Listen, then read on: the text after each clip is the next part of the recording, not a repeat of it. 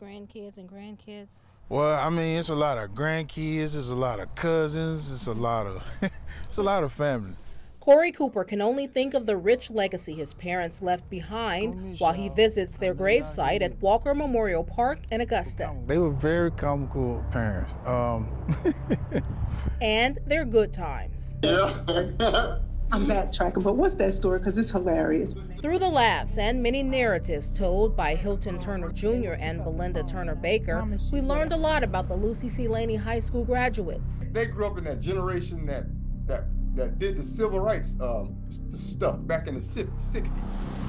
Lifelong residents of Augusta, Hilton and Jeannette Turner hail from the Bethlehem community, one from Forest Street and the other from Chestnut Street. They both had 5 siblings, and one was Jeanette's identical sister. Mount Calvary and Liberty Baptist churches served as places of worship for the two growing up, and very early on in their adult lives, they married and started a family. My daddy worked where we lived, okay? Underwood Homes. Yeah, Underwood Homes, right there on Sandbar Fair Road. The Turner children say Hilton's work ethic was unmatched. He repaired homes with the Augusta Housing Authority. He never missed a day of work in more than 40 years. Mr. Turner also served as a volunteer fireman. Jeannette spent nearly 30 years working as an EEG tech for Medical College of Georgia.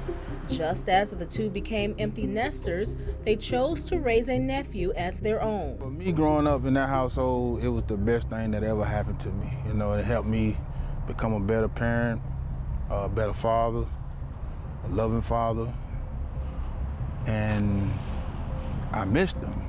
All of the Turner children tell Cold Case Project their parents didn't seem afraid or concerned in the months and days leading up to the crime. But when Jeanette's twin sister and her husband arrived at the Hale Street home on February 17, 2021, the door was open and they discovered the unthinkable. Baker remembers her uncle's stoic call. So I answered and he said, you know, you need to come home. You need to come home. Your daddy did. Before any of them could process the shock, more devastating news came. Somebody called our phone, and on my wife's Bluetooth, it said, Miss Jeannette dead too. Cold Case Project caught up with Sergeant Randall Amos, who runs Richmond County Sheriff's Office's Cold Case Unit. He was called to the Turners' home the day they were murdered. You know, we suspect highly that it's someone that was familiar with the Turners. Initial reports from the family were that 75-year-old Hilton Turner was shot once. Then the perpetrator turned the gun on 73-year-old Jeannette Turner, who was mostly bedridden. She was shot multiple times. I was like, who would do that? For me to get the call later on, the next day, it tore me up.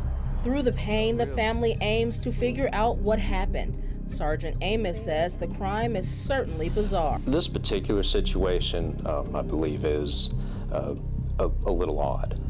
Not very many times do we get a double homicide with an elderly couple, especially two individuals that are spoken very highly of. With Hale Street being a retirement community, do you think it might have been a robbery? They didn't take anything.